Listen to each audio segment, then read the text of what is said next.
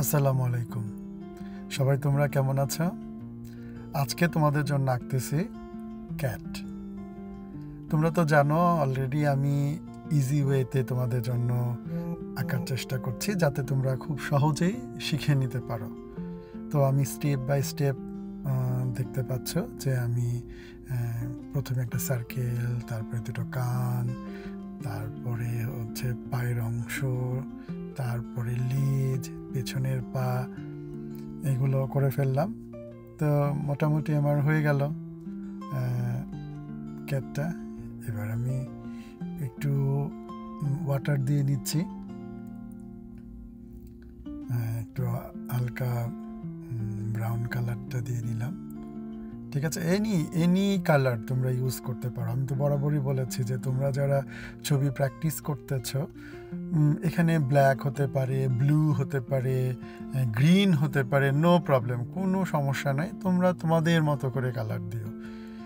তো আমি একটু ব্রাউন কালারটা দিয়ে জাস্ট তোমাদেরকে দেখালাম যে কিভাবে খুব সহজেই এঁকে এবং খুব সহজেই তোমাদের এই ওয়াটার কালার কমপ্লিট করা যায়। ঠিক আছে, এই তো আমার আউটলাইনও হয়ে গেল, আর হয়ে গেল ছোট্ট একটা cat.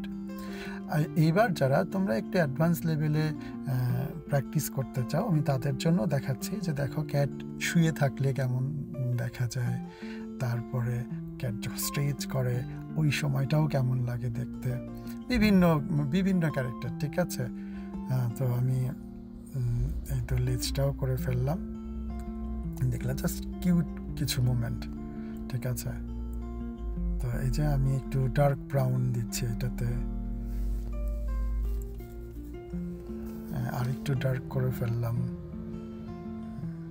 Very easy, very easy. এই যে এটা একটা হালকা পিঙ্কিশ শেড।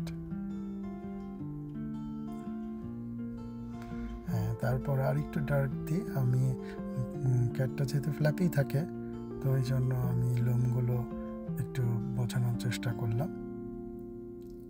আর ওয়াটার কালার কিন্তু আসলে একদিনে শেখার কোনো বিষয় না যে তুমি একদিনে করলে হয়ে গেল। এটা অবশ্যই তোমাকে প্র্যাকটিস করতে হবে। এটা এভাবে ধরে ধরে শেখানোর কিছু নাই, এটা জাস্ট প্র্যাকটিস। এই তো আমার আউটলাইনও মোটামুটি শেষ, চোখ নাক মুখ সব হয়ে গেল। দেখো কত কিউট হয়েছে।